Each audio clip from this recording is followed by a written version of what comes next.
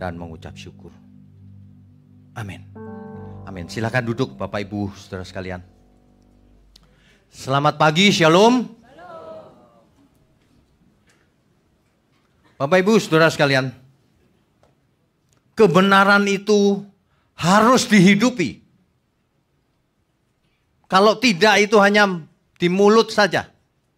Orang munafik itu bicaranya cuma di mulut tapi tidak dilakukan, saudara. Kebenaran itu harus dihidupi. Kalau mau selamat. Kebenaran itu menyelamatkan. Barang siapa tetap di dalam firman-Ku, ia benar-benar adalah murid-Ku. Dan ia akan mengerti kebenaran. Dan kebenaran akan memerdekakan engkau. The truth will set you free. Itu clear loh. Dunia ini ya bahaya. Ada ajaran-ajaran yang melemahkan syaraf rohani kita. Seolah-olah iman itu cuma di pikiran. Makanya perbuatannya bisa bohong, bisa melanggar etika, tidak memberkati sesamanya, jadi sandungan malahan. Hati-hati ya saudara. Kebenaran itu membuat seseorang cerdas.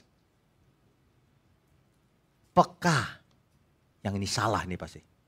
Ini ngomong tok yang ini. Kelihatan dari aromanya, dari urapannya itu bisa dirasakan. Kalau bahasa orang dunia dari auranya seseorang itu terbaca. Hidupnya seperti apa. Cuma yang jadi masalah adalah si iblis itu pintar menyamar sebagai malaikat terang. Bicaranya rohani. Bicaranya doang yang rohani. Perbuatannya tidak. Hidupnya tidak. Ya. Kebenaran itu mengajar supaya kita belajar. Kalau ada orang yang khotbah, saudara nggak usah belajar. Jangan pakai otak kalau ke gereja ini. Itu pasti setan itu. Ada yang ngajar begitu. Jangan pakai otak. Pakai dengkul aja. Aduh, dunia ini ngeri kalau saudara mengerti. Saya bisa lihat dengan jelas manuver-manuver iblis itu. Ya, makanya ya saudara saya sedikit memaksa supaya saudara semua itu mendengar seminar 7 natur kebenaran. Supaya apa? Supaya jangan ditipu oleh si jahat itu. Rasul Paulus saja dari dulu sudah bicara kan? Aku takut kalau pikiranmu disesatkan. Sama seperti Hawa disesatkan oleh si ular itu. Di dunia ini banyak ular, saudara. Hati-hati ya. Ikut kebenaran itu sangat berdampak. Kita kemarin seminar sesi 3 dan 4. Baru 4 sesi. Nanti ada belasan sesi. Saudara kalau nggak ikut rugi sendiri. Kalau saudara ikut saya juga nggak untung kok. Ngapain saya? Tapi saya terbeban supaya kita semua jangan sesat. Hidup cuma satu kali. Ya. Zaman ini zaman postmodern. Di mana seseorang merasa berhak menentukan kebenarannya sendiri. Subjektif katanya. Kebenaran itu objektif. Kalau subjektif terserah saya dong. Terserah situ juga. Enggak, kebenaran itu objektif. Jangan mau dibohongin. Di kampus-kampus yang harusnya ilmiah pun bicaranya begitu. Ada orang yang kirimin saya. Dalam suatu seminar, ada yang ngajar begini. Kebenaran itu kalau berdasarkan fakta itu kuno teorinya. Loh, jadi berdasarkan apa? Persepsi katanya. Kalau persepsi berarti relatif. Tergantung persepsi ibu apa, persepsi bapak apa. Lain-lain gitu. Si iblis itu manuvernya luar biasa loh. Makanya orang dibuat sama iblis dibuat agamawi. Supaya merasa rohani. Kegiatannya agamawi. Supaya kelihatan rohani. Tapi perbuatannya tidak sesuai dengan firman Tuhan. Ditolak Tuhan. Ya, hati-hati loh. Makanya ikut 7 natur kebenaran. Nanti jangan heran kalau ada orang menyerang saya dengan bilang, oh itu pakai otak tuh teori itu. Oh tidak, nanti kita buktikan. Itu didapat dari Alkitab. Bukan saya ngarang-ngarang sendiri, salah makan, bukan. Ya, itu kalau orang mengikuti orang akan tahu bahwa itu benar adanya. Di zaman Tuhan Yesus sendiri, waktu itu ahli Taurat. Ahli Taurat itu kalau zaman sekarang itu doktor teologi. Ahli Taurat munafik sekali. Ya. Matius 23 ayat 27. Kamu itu seperti kuburan kata Tuhan Yesus. Luarnya putih, luarnya jubah agama. Luarnya seolah-olah melayani Tuhan. Dalamnya seperti kuburan. Gitu. Wah, itu keras sekali loh. Hari itu kalau ahli Taurat itu kan terhormat gitu ya, pakai jubah agama. Dikatain begitu sama Tuhan Yesus. Sakit hati gak kira-kira? Oh, sangat sakit hati. Makanya orang yang suka sakit hati, itu dia ahli Taurat. Saudara lihat aja, saya dihina apa di YouTube dan sebagainya, nggak sakit hati, saya nggak mau jadi orang ahli Taurat. Ngapain ahli Taurat nggak selamat, saudara? Ngelawan Tuhan Yesus nggak selamat. Jangan ya saudara, jangan gampang sakit hati. Jangan punya raginya ahli Taurat. Ragi itu semangatnya, rohnya. Dikritik, sakit hati. Itu ahli raginya Taurat itu. Justru kita itu suka dikritik, tapi kritik yang benar. Iya dong? Kalau saya ada yang kasih tahu, Pak salah itu Pak. Saya senang. Oh iya ya beneran salah gua. Lain kali supaya nggak salah lagi. Senang nggak? Senang.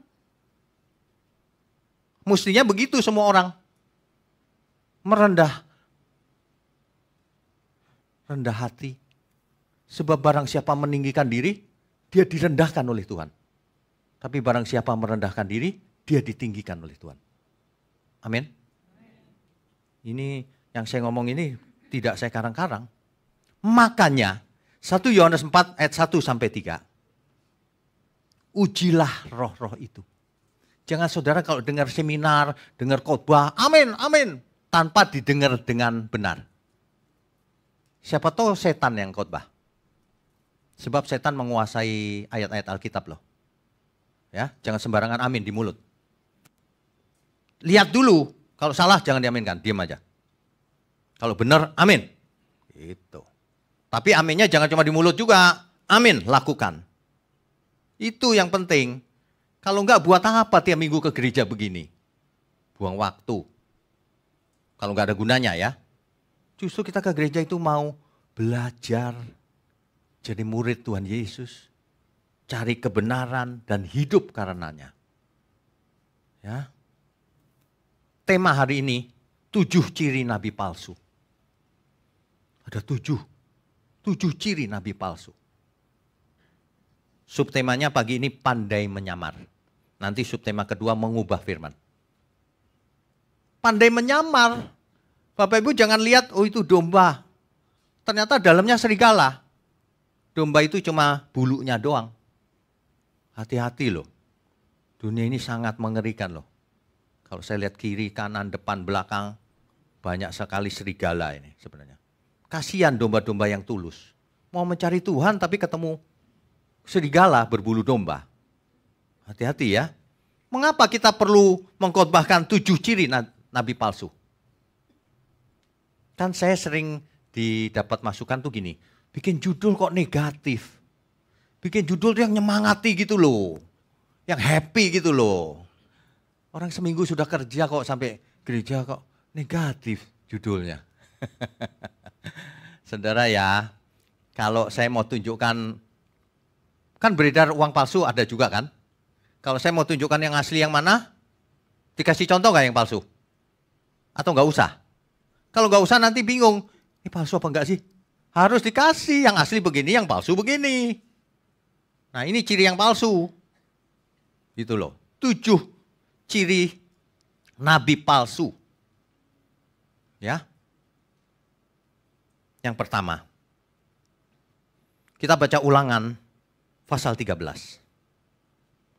Ulangan pasal 13. Nabi palsu itu rupanya sudah ada sejak dulu kala. Kitab Ulangan ditulis tahun berapa? Sekitar 1440 sebelum Masehi. Sebelum Masehi. Jauh sebelum agama-agama lain ada. Taurat sudah ada. Buddha tahun berapa lahir? Sekitar 500 sampai 600 sebelum Masehi.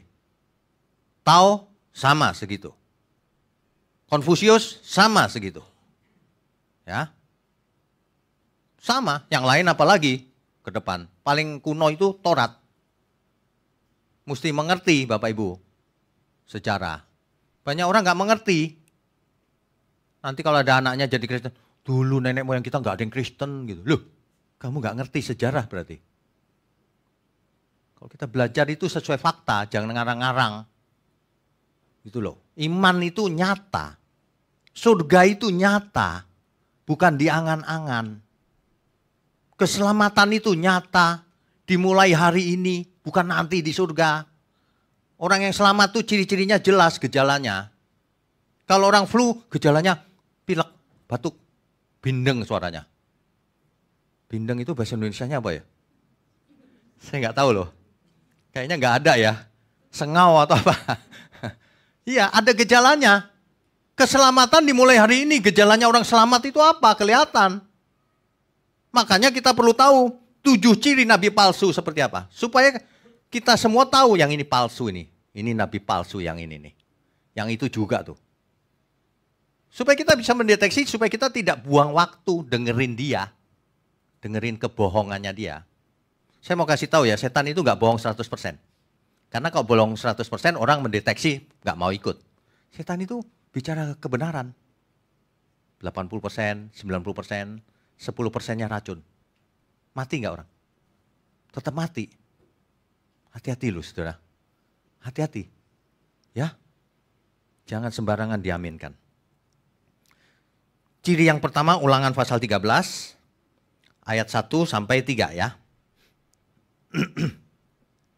Apabila di tengah-tengahmu muncul seorang nabi atau seorang pemimpi dan ia memberitahukan kepadamu suatu tanda atau mujizat, dan apabila tanda atau mujizat yang dikatakannya kepadamu itu terjadi, bayangin, nubuatannya persis terjadi. Bukan nggak terjadi, terjadi. Dan ia membujuk, mari kita mengikuti Allah lain yang tidak kau kenal, dan mari kita berbakti kepadanya. Ayat 3, maka janganlah engkau mendengarkan perkataan nabi atau pemimpi itu. Sebab Tuhan,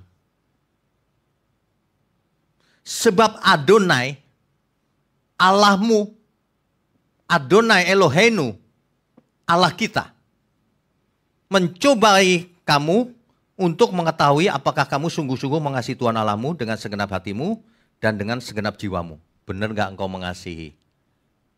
Jangan-jangan cuma di mulut saja. Ini sudah jelas loh. Jadi kalau ada seseorang buat mujizat, belum tentu dia dari Tuhan. Nabi palsu juga bisa. Itu sudah sejak dulu. Tukang sihir kan bisa nyihir. Tongkat jadi ular. Mujizat bisa. Jadi kalau mau cuma kesembuhan fisik, Pak, saya kesemutan. Itu mah nggak diapa-apain juga sembuh, nggak usah kesembuhan ilahi. Ya, jangan aneh-aneh deh. Kesembuhan ilahi itu serius. Sembuh ya sembuh, enggak ya enggak. Jangan direkayasa. Jangan belagak sakti. Itu kuasa Tuhan. Udah amin enggak nih? Di sini itu jemaat kalau ikut terus pasti cerdas. Membedakan mana kepalsuan, mana kebenaran. Ini serius soalnya. Tuhan sangat serius loh saudara. Supaya kita semua jangan ada yang binasa. Sebelum kebinasaan kekal, supaya kita semua jangan jadi orang bodoh. Yang tidak mengerti kebenaran. Yang bisa ditipu oleh si ular itu. Gitu loh maksudnya itu. Ya, saya kadang-kadang mesti pakai kata-kata yang keras. Supaya nancep gitu. Jadi kalau orang pulang ya, pendeta itu ngomong tadi satu kata itu nggak bisa lupa. Bodoh. Kasar sekali. Enggak, maksudnya bukan kasar saudara. Supaya kita mengerti betapa seriusnya ini. Bahwa kita harus cerdas, harus peka rohnya. Membedakan mana benar, mana salah. Gitu loh maksudnya itu. Ya. Ayat 5. Nabi atau pemimpi itu haruslah dihukum mati. Karena ia telah mengajak murtad terhadap Tuhan Allahmu. Harus dihukum mati. Itu firman Tuhan dari awal. Hari ini, kalau ada nabi palsu, tidak dihukum mati. Hidup dia. Tunggu tanggal matimu. Karena setiap orang pasti mati, bukan? Hari ini lebih mengerikan. Terkutuk dia hidupnya. Jadi hidup di dunia kaya raya, sukses, terkenal. Tapi dia terkutuk, saudara. Saya kasih tahu. Lebih baik kita hidup sederhana. Makan tempe tahu aja. Kasih sambal enak banget. Iya. Barusan tadi saya sarapan ngomong nasi sama tempe. Sama sayur. Oh, enak banget. Itu. Sederhana aja jadi orang itu. Punya banyak biasa saja. Jangan norak. Gak punya biasa aja. Gak usah aduh nangis-nangis. Gak usah. Biasa aja kerja keras. Itu iman yang benar tuh begitu. Ya.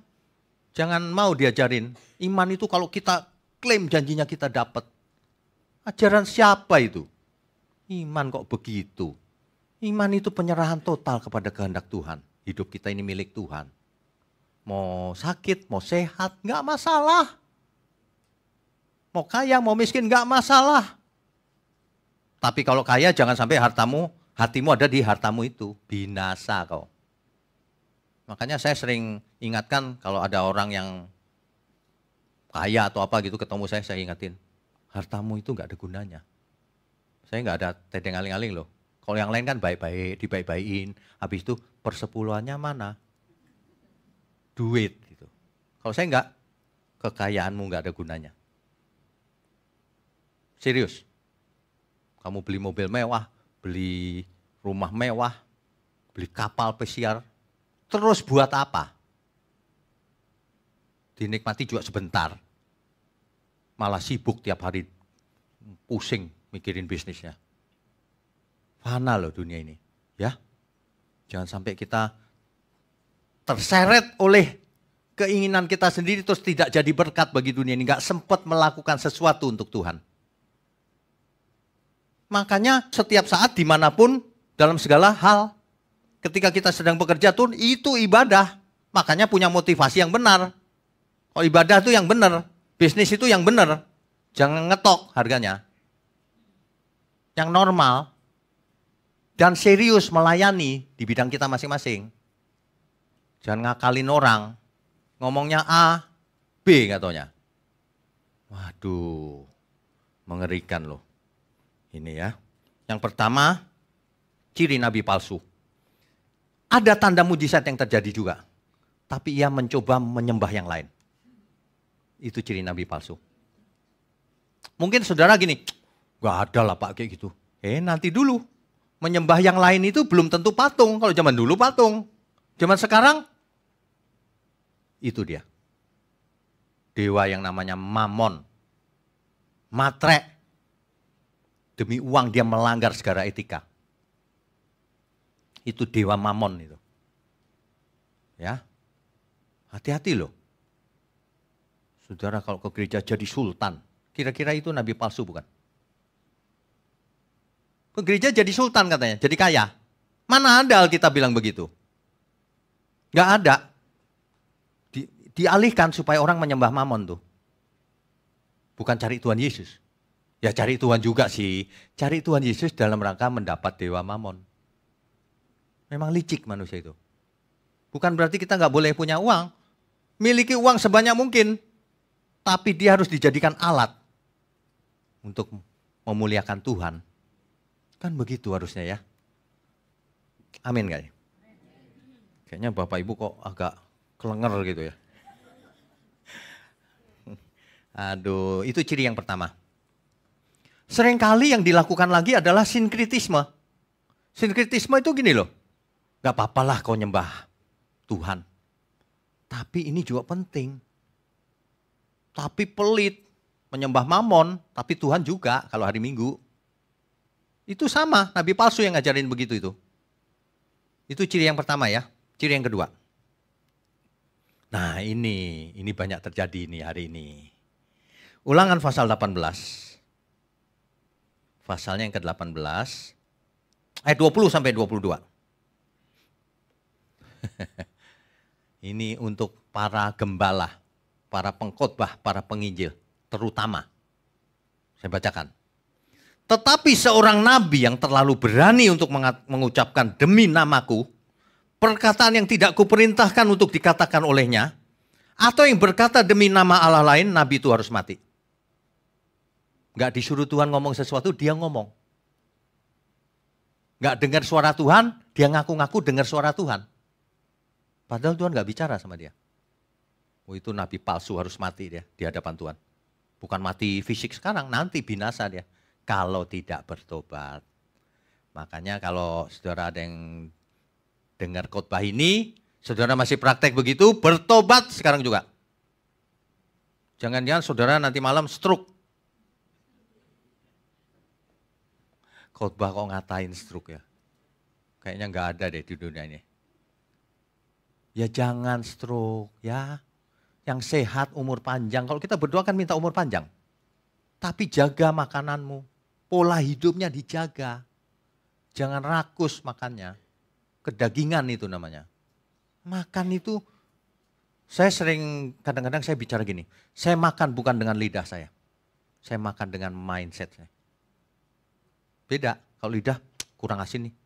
Gitu, gak gurih. Tapi kalau dengan mindset, ini sehat. Pahit padahal, enak. Makan dengan mindset. Mindset yang benar. Hidup juga dengan mindset yang benar. Memangnya hidup dengan selera. Kok dengan selera semua orang masuk neraka. Ya. Nah, lalu ayat 21. Jika sekiranya kamu berkata dalam hatimu, bagaimanakah kami mengetahui perkataan yang tidak difirmankan Tuhan? Gimana caranya mendeteksi seseorang bicara tapi itu bukan dari Tuhan? Ayat 22. Ini cirinya. Apabila seorang nabi berkata demi nama Tuhan dan perkataannya itu tidak terjadi dan tidak sampai, maka itulah perkataan yang tidak difirmankan Tuhan. Dengan terlalu berani nabi itu telah mengatakannya, maka janganlah gentar kepadanya. Jadi kalau ada orang bernubuat hari ini, dia nggak pinter itu. Karena nubuatan itu gampang diperiksa kebenarannya. Kalau dia nubuatannya meleset, artinya bukan nubuatan kan?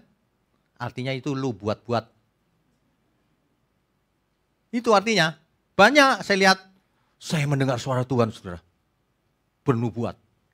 Nubuatannya apa ini? Oh pembohong besar emang. Herannya ya jemaat.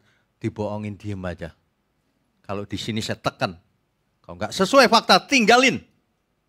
Jangan kau ikut nabi palsu itu.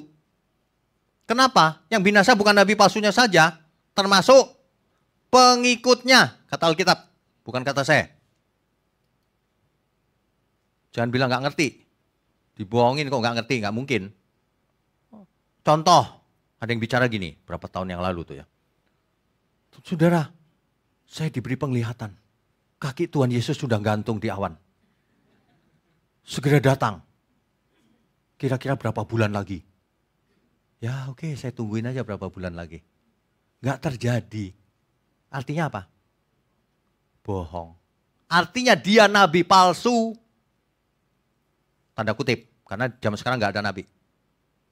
Nabi palsu itu. Begitu kok mau dengerin terus. Aneh. Nanti kau binasa loh. Ya. Yeremia 23 ayat 16.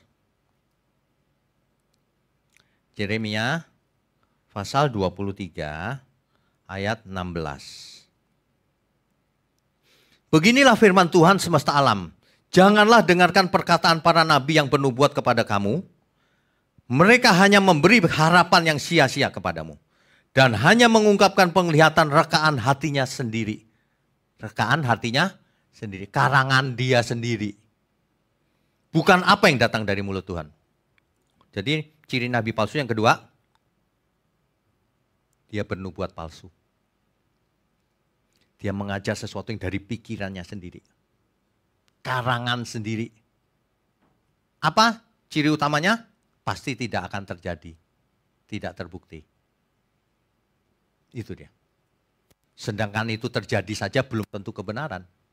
Yang tadi kan, yang pertama. Kalau ia mengarahkan kita ke ajaran yang salah, oh itu nabi palsu. Itu cirinya yang kedua. Yang ketiga,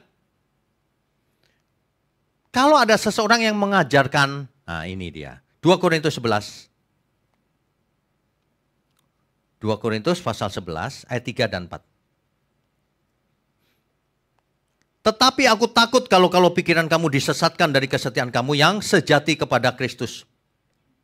Sama seperti Hawa diperdayakan oleh ular itu dengan kelicikannya. Ayat 4. Sebab kamu sabar saja jika ada seorang datang memberitakan Yesus yang lain daripada yang telah kami beritakan. Atau memberitakan kepadamu roh yang lain daripada yang telah kamu terima. Atau Injil yang lain daripada yang telah kamu terima. Itu ciri nabi palsu. Dia mengajarkan Yesus juga, tapi Yesus yang lain. Yang tidak seperti Alkitab. Dia mengajarkan Injil juga, Injil yang lain. Dia mengajarkan roh juga, roh yang lain. Yang tidak seperti Alkitab. Itu nabi palsu, saudara. Saudara, kalau mengerti kebenaran ini kaget. Karena banyak nabi palsu sebenarnya. Ya, hati-hati. Makanya dicatat ini. Dicatat. Jangan lupa lagi ciri-cirinya. Bagikan ke saudara, teman kita, orang yang kita kasihi supaya tidak tertipu. Begitu loh maksudnya. Di mana-mana ada firman Tuhan ini. Yehezkiel misalnya 13 ayat 6 sampai 8. Nanti dibaca sendiri ya yang itu. Itu ciri kedua. Bernubuat palsu. Yang ketiga tadi mengajarkan Injil yang lain, Yesus yang lain, dan roh yang lain. Galatia 1 ayat 8. Bayangkan ini. Tetapi sekalipun kami atau seorang malaikat dari surga yang memberitakan kepada kamu suatu Injil yang berbeda dengan Injil yang telah kami beritakan kepadamu, terkutuklah dia. Jangankan kau, jangankan saya, jangankan kita. Malaikat turun dari surga cerita yang lain, terkutuk dia. Merubah-rubah firman. Bahaya ini. Ya. Makanya ya, zaman posmo ini memang bahaya, khususnya buat anak muda. Anak muda kan gak punya pengalaman, apa aja diaminkan. Makanya timbul Kristen progresif, apalagi ngawur-ngawur begitu itu. Alkitab gak bisa dipakai, kan buatan tulisan manusia, gitu ngomongnya. Ngawur gak karuan gitu. Bapak Ibu ikut 7 natur kebenaran, itu saringan yang pertama langsung gagal dia, langsung ketahuan itu bohong. Natur yang pertama sesuai fakta. Segala sesuatu yang gak sesuai fakta pasti salah, udah gak usah diterusin. Sesuai fakta aja belum tentu kebenaran, apalagi nggak sesuai fakta. Ciri pertama fakta. Makanya ya, ini dalam hal simpel aja ya. Kalau ada teman terus ngomongin sesuatu gitu ya. Itu fakta bukan? Tanya dulu. Ini kata orang nggak usah diomongin. Itu belum tentu fakta kan soalnya kata orang. Seandainya itu fakta yang diomongin. Ada gunanya nggak diomongin? Nggak ada, ngapain ngomong kalau gitu? Yang paling penting sebenarnya gini, kamu ngomong begitu Tuhan berkenan nggak? Itu yang paling penting sebenarnya. Nggak tahu, nggak usah ngomong kalau gitu. Kalau Tuhan berkenan baru kita bicarakan. Pembicaraan itu harus memberkati. Kalau membongkar tipu daya iblis ini memberkati ini. Jangan menghakimi Pak. Menghakimi itu beda sama memberkati. Memberkati itu menyelamatkan, kalau menghakimi itu menghukum malahan. Ya. Sesuatu yang menyelamatkan itu memberkati namanya. Orang zaman sekarang sukanya dengar yang semangat, motivator. Yang tidak negatif kalimatnya. Salah. Yang benar itu mau negatif, mau positif, asal kebenaran. Kalimat itu bisa positif, bisa negatif. Negatif untuk peringatan, kita jangan seperti itu. Positif untuk motivasi, kita harus melakukannya. Begitu maksudnya, ya. Jadi yang ketiga tadi apa? Mengajarkan Injil, roh, dan Yesus yang lain. Itu nabi palsu. Yang keempat, kebenaran itu kan harus utuh sebenarnya ya. Dia ngajarinya cuma sebagian kecil, itu pun dipilih-pilih. Itulah Injil kemakmuran itu. Menekankan hanya berkat-berkat jasmani. Tidak mengajarkan kebenaran yang utuh. Yang diomongin tiap minggu itu berkat jasmani terus. Kesembuhan fisik, berkat jasmani. Gak ada tuh karakternya ditekan tuh gak ada. Tapi laku keras karena menyenangkan telinga kan. Saudara kalau di sini ya, saudara itu pasti diberkati Tuhan. Kan enak dengarnya kan? Saudara pasti kaya. Saudara pasti gak bisa sakit. Kalaupun sakit pasti sembuh. Karena Tuhan menyertai kita. Kayaknya benar terus itu kalimatnya. Tapi itu membuat orang terlena lama-lama ngantuk. Keenakan. Yang benar gak begitu. Dihajar. Lihat Alkitab. Kalau dia memperlakukan kita sebagai anak, ia menghajar kita setiap hari. Supaya kita kuat, supaya kita sadar. Kalau di kipas-kipas itu motivator itu. Ya, jangan mau dikipas-kipas. Enggak dikipas-kipas saja ada yang ngantuk di belakang. Pokoknya orang kalau suka duduknya paling belakang, tapi bukan ngomongin yang belakang ini loh ya. Ada orang yang memang sukanya di belakang. Jemaat biasa. Kenapa ditanya? Jawabannya mantep loh. Saya kalau di rumah susah tidur Pak. Kalau di gereja itu enak banget. Adem. AC-nya adem. Terus dihibur firman Tuhan. Akhirnya saya tidur di hadirat Tuhan. Aduh. Macam-macam aja ya. Oke, jadi jangan mau kalau selalu diajar berkat-berkat jasmani terus. Sebab yang jasmani semuanya akan lenyap. Itu hanya sementara, gak penting banget. Ya pentingnya sementara lah. Yang jauh lebih penting kau gak tekankan nabi palsu emang. Itu membuat jemaat jadi bodoh dan akhirnya gak selamat. Jangan mau saudara. Waduh ini gimana ya. Makanya saya teriak-teriak itu bukan karena kurang kerjaan. Supaya jangan ada yang ikut si itu. Si setan itu. Jangan mau ditipu. Hidup cuma sekali. Sampai-sampai saya ngomong begini kan kadang-kadang. Saudara itu ya kalau curiga sama saya. Jangan kasih persembahan di sini. Kasih persembahan di gereja lain. Tapi dengar firmannya di sini. Supaya selamat. Amin. Kita beri kemuliaan untuk Tuhan. Yang penting itu selamat. Beneran, yang penting itu selamat. Nah kalau saudara merasa jadi keluarga ya dukung pekerjaan di sini. Gitu aja, nggak usah dipakai Taurat lah, apalah. Ya, banyak ajaran itu UUD. UUD apa? Ujung-ujungnya duit. Lihat aja bahasanya. Saya kasih contekan dikit ya. Bahasanya tuh gini, menabur saudara. Kalimatnya itu gitu, menabur saudara. Barang siapa menabur dia menuai. Maksudnya menabur itu ngasih duit ke gereja. Menabur supaya diberkati. Itu rahasia supaya diberkati. Menabur. Sebab Tuhan tidak mau berhutang sama kita. Siapa yang bilang Tuhan berhutang? Kita yang berhutang sama Tuhan. Katakan amin.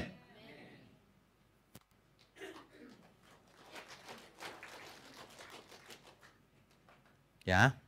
Jadi makanya saya dapat inspirasi yang lagu itu apa? Kini ku sadari ya. Yang kini ku sadari. Itu sangat alkitabiah sebab ajaran semua mengatakan keselamatan cuma-cuma, saudara. Akibatnya apa? Akibatnya semua orang ya udah selamat. Salah itu. Itu hanya benar sebagian. Kok cerita itu yang utuh, cuma-cuma betul. Yesus mati di kayu salib, kita nggak melakukan apa-apa. Betul. Tapi akibat dari itu, dampak dari kematian Tuhan Yesus, maka kamu orang berhutang. Kita baca dulu ayatnya ya.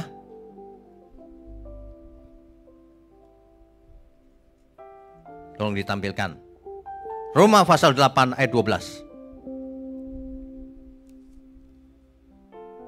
Jadi saudara-saudara, kita adalah orang berhutang. Berkali-kali saya tekankan. Supaya tidak terpengaruh dengan ajaran yang salah. Kita itu berhutang sama Tuhan. Bukan hutang duit, bukan. Hutang, tetapi bukan kepada daging. Bukan hutangnya daging, supaya bayar daging, bukan. Hutangnya hidup menurut roh. Sebab kalau kamu hidup menurut daging, kamu binasa. Hutangnya cuma gini loh. Hutang itu pun kita bayar bukan dalam rangka Tuhan. Bukan Tuhan merasa perlu dibayar, bukan. Supaya kita selamat. Kamu jangan hidup menurut daging. Nanti kamu binasa. Hiduplah menurut roh. Supaya kamu selamat jadi anak Allah. Sebab barang siapa dipimpin oleh roh, ia adalah anak Allah. Itu maksudnya. Ya, jangan dirubah-rubah di gereja itu. Coba kita punya pengertian yang baru. Amin ya. Dulu ku tak mengerti kasih-Mu Tuhan. Aku merasa nyaman dalam hidupku. Tetapi firman-Mu mengajarku terus hingga aku jadi mengerti. Dulu salah mengerti anugerah Tuhan. Aku merasa selamat dalam hidupku. Tetapi firman-Mu mendidikku terus hingga aku jadi dewasa. Ku sadari bahwa aku berhutang bukan kepada daging hingga binasa, tetapi kepada roh hingga ku hidup kekal. Roh Kudus pimpinku kebenaran. Engkau jadikan aku anak-Mu. Saudara, saya ngarang lagu ini bukan karena saya pengarang lagu. Saya selalu tiba-tiba dapat seret gitu dalam 5 menit. Saya terus kadang-kadang berdoa, Tuhan, saya cuma ngarang lagu 5 atau 6 kurang. Saya mau ratusan. Padahal saya nggak punya kemampuan. Itu inspirasi langsung. Mendadak 5 menit bisa jadi. Tapi semuanya Alkitabiah. Gak cuma sekedar menghibur. Ciri nabi palsu yang berikutnya. Tadi sudah 4 ya. Nabi palsu ini melakukan kegiatan agama juga. Ibadah. Tapi untuk kepentingan diri sendiri. Bukan untuk menyelamatkan jemaat. Untuk kepentingan diri sendiri, itu nabi palsu pasti. Matius 7 ayat 21 sampai 23. Bukan orang yang memanggil Tuhan-Tuhan yang masuk kerajaan surga. Tapi yang melakukan kehendak Dia. Tapi yang menjadi pertanyaan ya, ayat 22 dan seterusnya. Itu dijelaskan loh. Ternyata kegiatan agamawi tidak menyelamatkan sama sekali. Dan ketahuan bahwa itu sebenarnya jahat di mata Tuhan. Matius 7 ayat 22. Pada hari terakhir banyak orang akan berseru kepadaku, Tuhan, Tuhan, bukankah kami bernubuat demi nama-Mu? Bernubuat pakai nama Tuhan loh. Dan mengusir setan demi nama-Mu. Mengusir setan juga dalam nama Yesus. Begitu juga. Dan mengadakan banyak mujizat demi nama-Mu juga. Bikin KKR kesembuhan. Mujizat. Kegiatan agamawi. Tapi apa kata Tuhan? Pada waktu itulah aku akan berterus terang kepada mereka dan berkata, aku tidak pernah mengenal kamu. Nyala daripadaku kamu sekalian pembuat kejahatan. Loh kok bisa? Emang kita nggak boleh bikin KKR kesembuhan? Boleh, siapa bilang. Kenapa tidak boleh? Kenapa dianggap jahat oleh Tuhan? Karena di ayat 21-nya tadi. Rupanya itu dilakukan bukan dalam rangka melakukan kehendak Bapa. Itu dilakukan dalam rangka modus. Ngumpulin duit. Supaya terkenal, tenar. Itu untuk kepentingan diri sendiri. Nah kalau itu nabi palsu. Bedanya tipis. Kayaknya sama tuh. Tapi nggak sama. Karena Tuhan bisa melihat hati. Saudara hati-hati. Sebagai jemaat jangan merasa sudah benar. Tuhan bisa melihat hati kita masing-masing. Kelihatannya rajin ke gereja. Ya tapi untuk apa rajin ke gereja? Jangan-jangan rajin ke gereja karena di gereja ceweknya cantik-cantik. Kalau itu bukan ibadah namanya. Itu namanya cari jodoh di gereja. Tapi nggak salah juga sih daripada cari yang enggak kan. Cari di gereja aja, betul itu. Mantep kok cari di gereja ya. Meskipun bukan jaminan juga sih. Ya. Oke, nabi palsu melakukan kegiatan agamawi untuk dirinya sendiri. Bukan untuk kemuliaan Allah. Jadi kalau saudara melakukan kegiatan agama, boleh-boleh saja tapi motivasinya untuk meninggikan dia. Tuhan Allah kita, Adonai Elohim. Ya. Amin, saudara. Itu, jangan terjebak jangan ditipu oleh nabi palsu. Yang keenam, nabi palsu itu ya, mengubah firman. Firman Tuhan berkata begini, Matius 28 ayat 19. Jadikan semua bangsa, murid siapa? Kunya siapa? Tuhan. Kalau nabi palsu, ku jadikan semua muridku. Itu nabi palsu tuh. Kunya diri sendiri. Supaya dikultuskan, dipuja-puja. Dengan segala teknik. Itu nabi palsu itu. Cirinya gampang kok. Kalau ada jemaat, misalnya nih, ini cuma misal. Saudara pindah dari sini gitu ya. Terus saya bilang gini, yang pindah dari sini terkutuk itu. Itu nabi palsu itu pasti. Pindah dari gereja A ke B ya terserah lah. Emang masalahnya apa? Asal Tuhannya tetap satu, Tuhan Yesus. Saya beri kemuliaan untuk Tuhan. Begitu. Memusatkan semua untuk dirinya itu nabi palsu itu. Pengkultusan. Makanya tidak boleh ada yang mengkultuskan. Di sini nggak boleh ada yang mengkultuskan saya. Sama sekali. Tapi kita memang harus saling menghormati bukan? Tapi bukan mengkultuskan. Itu beda loh. Mengkultuskan itu memuja-muja gitu. Salah itu. Ya. Saya ngomong apa adanya aja. Ciri-ciri nabi palsu mengkultuskan dirinya. Merasa paling benar. Gak pernah introspeksi diri. Itu nabi palsu itu. Karena kepentingannya selalu diri sendiri. Ya, hati-hati ya. Yang terakhir, yang ketujuh. Straight to the point saja. Nabi palsu itu melawan Alkitab. Pasti melawan firman Tuhan. Pasti. Jadi kalau ada yang meringankan Alkitab, atau mengubah Alkitab, atau menghapus Alkitab, itu nabi palsu. Alkitab berkata apa? Dia ngomongnya lain. Itu nabi palsu. Kan kebenaran sesuai Alkitab dong. Kalau Alkitab saja dilawan ya nabi palsu lah kau. Clear bukan? Sebenarnya sederhana loh prinsipnya. Cuman orang itu gak punya kepekaan. Kalau sudah mengkultuskan, buta dia, buta dan tuli semua diaminkan. Kita tidak boleh mengkultuskan siapapun. Lihat Alkitab. Ada amin semua? Sebab setan pakai ayat Alkitab untuk menguji Tuhan Yesus. Betul? Setan itu ahli Alkitab. Cuma dipelintir-pelintir. Konteksnya dipelintir. Hati-hati itu. Itu modusnya setan tuh seperti itu. Dengan maksud lain. Mestinya firman menyelamatkan, ini firman menyesatkan. Jadi salah cara berpikirnya. Memang setan tuh licik. Dia nggak akan mau ngajar kita jahat ya, enggak. Baik aja ke gereja yang rajin, tapi miring. Tapi jalannya miring.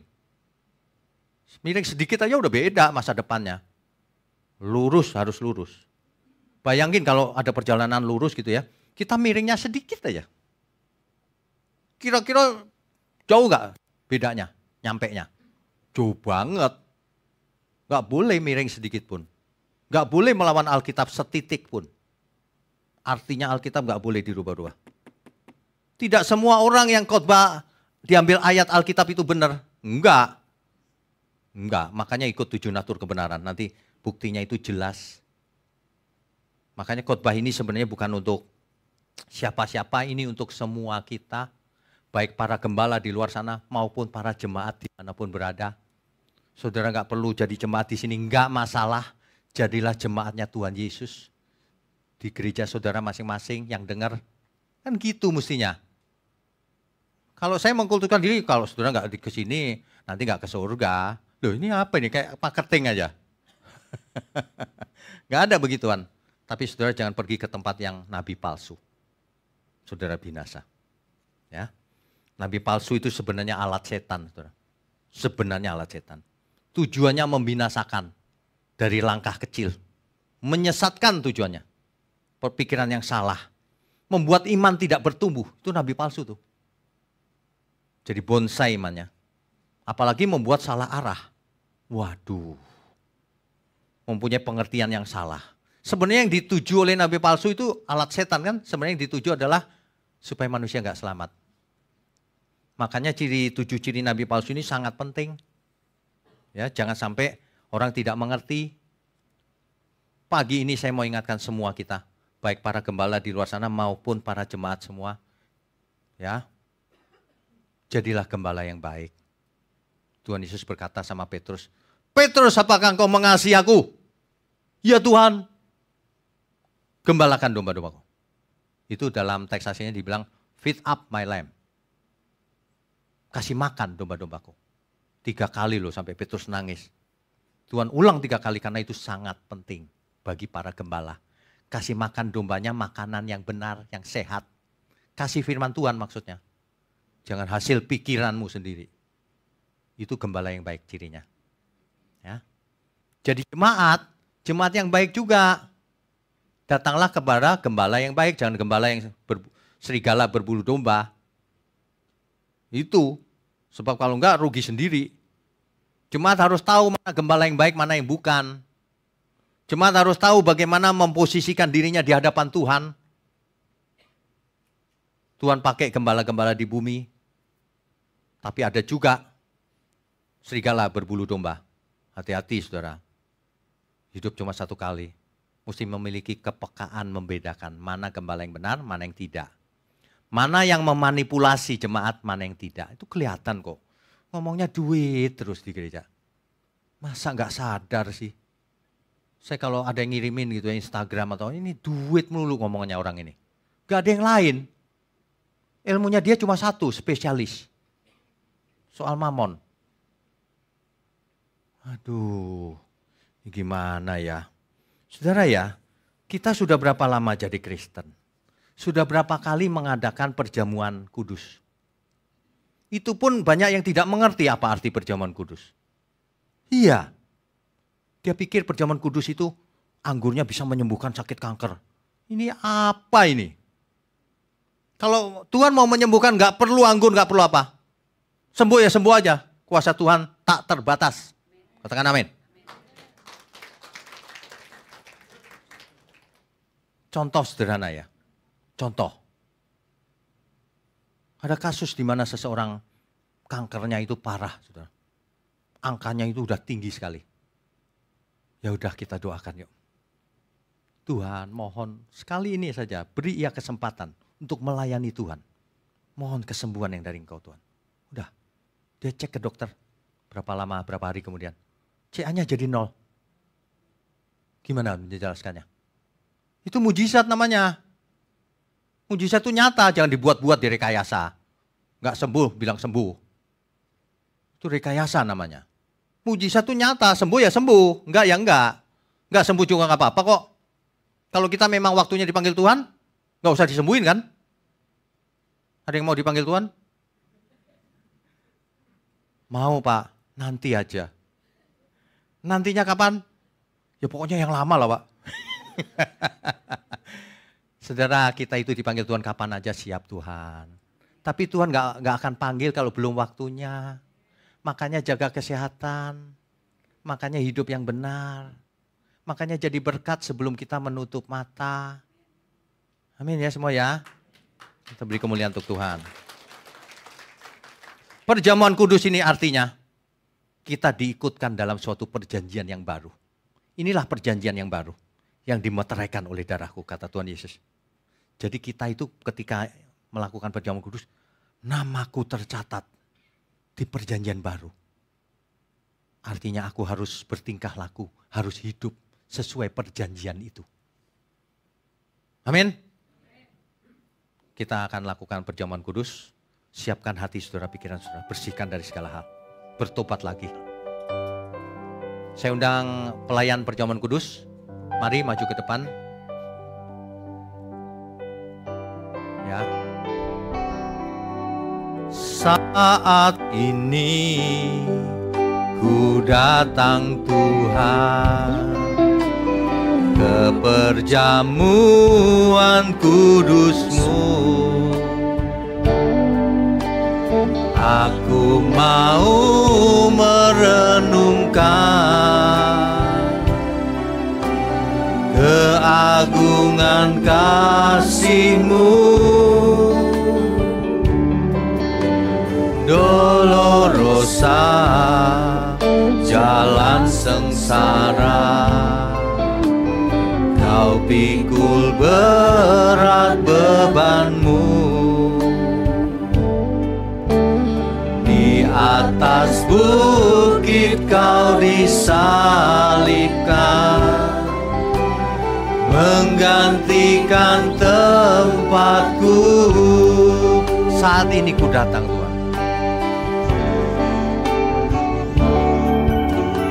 Saat ini ku datang Tuhan ke perjamuan kudus-Mu. Aku mau merenungkan keagungan kasih-Mu. Dolorosa, jalan sengsara, Kau pikul berat beban-Mu. Di atas bukit Kau disalibkan, menggantikan tempatku.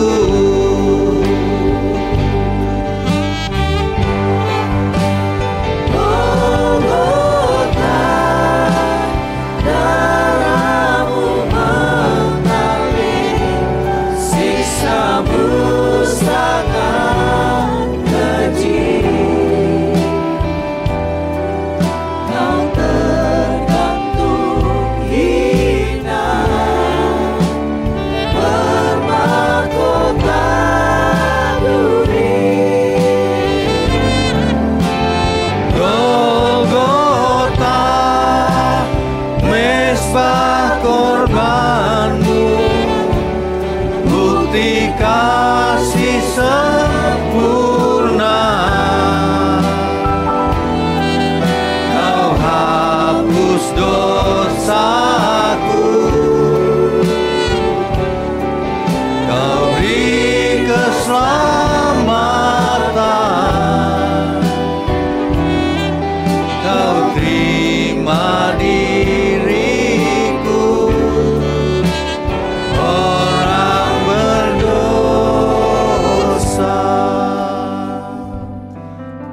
Bapa kami yang di surga, Adonai Elohim kami, mohon berkati apa yang akan kami lakukan ini Tuhan. Sesuai titah Tuhan Yesus 2000 tahun yang lalu. Kami mengucap syukur kalau nama kami tercatat dalam perjanjian yang baru. Kami mau belajar hidup seturut kehendak-Mu Tuhan. Layakkan setiap kami menerima perjamuan kudus ini. Terima kasih ya Bapa.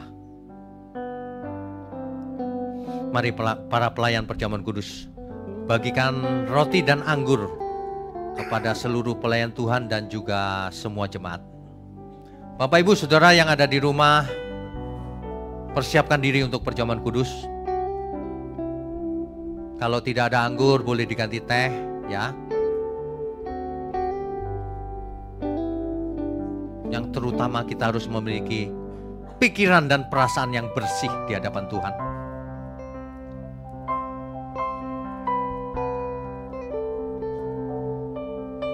Pelan saja, saat ini ku datang Tuhan.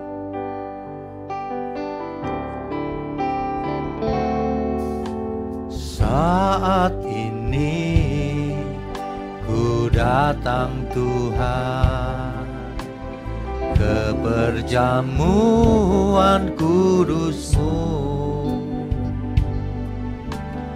Aku mau merenungkan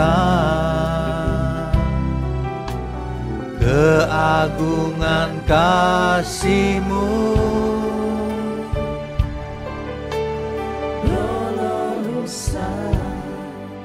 Jalan sengsara, Kau pikul berat beban-Mu.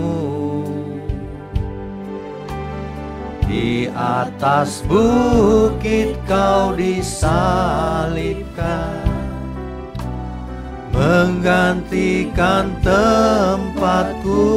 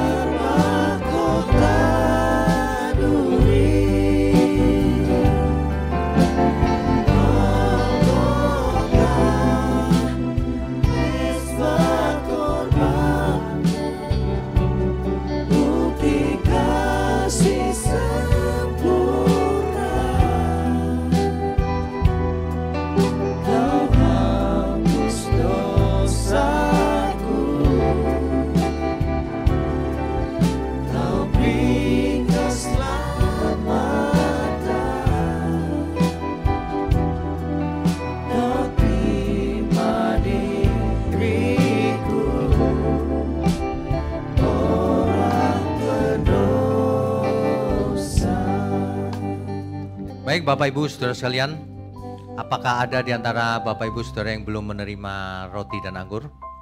Silakan angkat tangannya. Sudah semua ya? Yang di bawah sudah? Oh sedang, oke. Kita tunggu sebentar ya, saudara-saudara kita yang di bawah. Ibu Herlina yang di bawah sudah ya? Baik, saya undang semua untuk bangkit berdiri.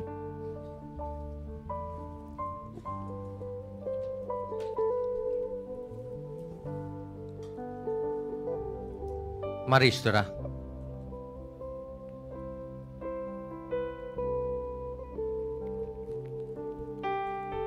Angkat roti dengan tangan kanan kita.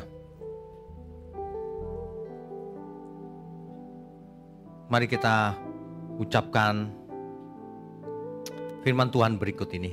Saudara dengar saja ya. Sebab apa yang telah kuteruskan kepadamu, telah aku terima dari Tuhan. Yaitu bahwa Tuhan Yesus pada malam waktu ia diserahkan mengambil roti, dan sesudah itu ia mengucap syukur atasnya. Ia memecah-mecahkannya dan berkata, inilah tubuhku yang diserahkan bagi kamu. Perbuatlah ini menjadi peringatan akan aku. Roti ini menunjuk kepada tubuh Tuhan Yesus. Makanlah di dalam nama Tuhan Yesus Kristus.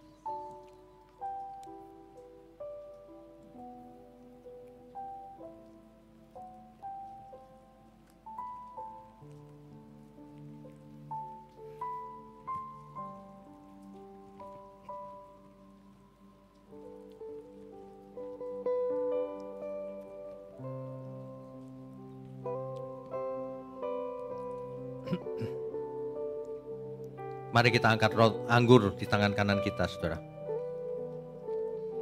Demikian juga ia mengambil cawan sesudah makan lalu berkata, cawan ini adalah perjanjian baru yang dimeteraikan oleh darahku.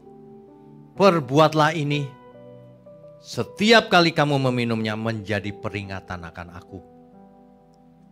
Sebab setiap kali kamu makan roti ini dan minum cawan ini, kamu memberitakan kematian Tuhan sampai Ia datang. Anggur ini menunjuk kepada darah Tuhan Yesus. Minumlah saudara di dalam nama Tuhan Yesus Kristus.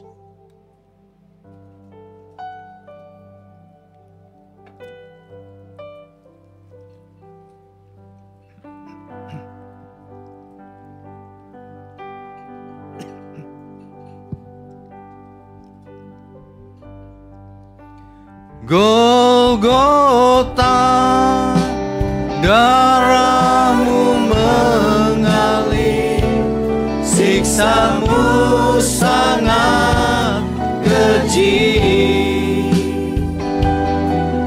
Kau tergantung hina, bermahkota duri.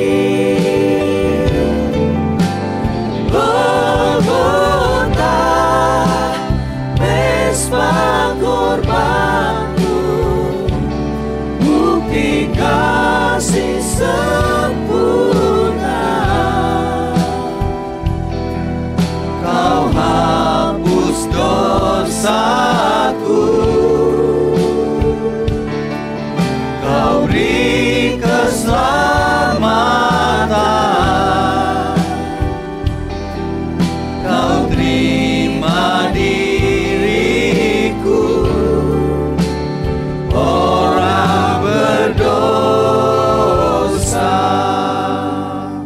Bapa kami yang di surga, kami sungguh mengucap syukur boleh memanggil Engkau Bapa. Kami adalah anak-anak Allah yang maha tinggi. Terima kasih Tuhan, terima kasih untuk gereja di tempat ini, gerejamu Tuhan. Engkau pakai terus secara ajaib luar biasa untuk menjangkau banyak jiwa, bahkan sampai ke ujung bumi dengan segala cara Tuhan. Melalui komunikasi, melalui teknologi apapun itu Tuhan. Untuk kemuliaan Tuhan. Kami mengucap syukur untuk para pelayan Tuhan yang melayani Tuhan secara tulus. Biarlah berkat Tuhan turun atas keluarga mereka juga. Juga seluruh umat Tuhan dimanapun berada. Yang haus dan lapar akan kebenaran. Yang mau hidup kudus, melakukan firman Tuhan. Mohon berkati semua ya Tuhan. Biarlah kami mengangkat tangan kami tinggi-tinggi saat ini. Mohon curahkan berkat-Mu atas kami. Kami sambut segala berkat. Berkat jasmani, berkat rohani. Sehat, umur panjang. Hikmat, marifat. Cerdas roh. Turun atas kita semua. Di dalam nama Bapa, Putra, dan Roh Kudus. Haleluya. Semua yang percaya katakan. Amin. Silakan duduk Bapak Ibu Saudara sekalian. Saudara sekalian, bicara soal kebenaran, setiap orang merasa benar. Makanya semua kecap di nomor satu kan. Ada orang yang mengatakan saya paling benar, ini paling benar, itu paling benar. Mana sebenarnya yang paling benar? Oleh sebab itu hadiri seminar 7 natur kebenaran dan aplikasinya. Seminar ini wajib dihadiri oleh para teolog, apologet, pengkhotbah, bahkan oleh para jemaat sendiri. Agar kita bisa membedakan manakah yang benar, manakah yang salah. Inilah alat uji kebenaran yang sangat objektif dan alkitabiah. Pastikan saudara ikut. Dan ajak seluruh saudara dan sahabat-sahabat. Bapak-bapak dan ibu-ibu yang terkasih dimanapun berada, yuk kita belajar pelajaran Alkitab bersama secara online. Setiap hari Rabu jam 7 malam bersama pendeta Bapak Wignio Tanto secara online, bisa melalui Zoom. Tetapi kita harus mendaftarkan dulu ke nomor berikut ini. Selamat bergabung dan Tuhan Yesus memberkati.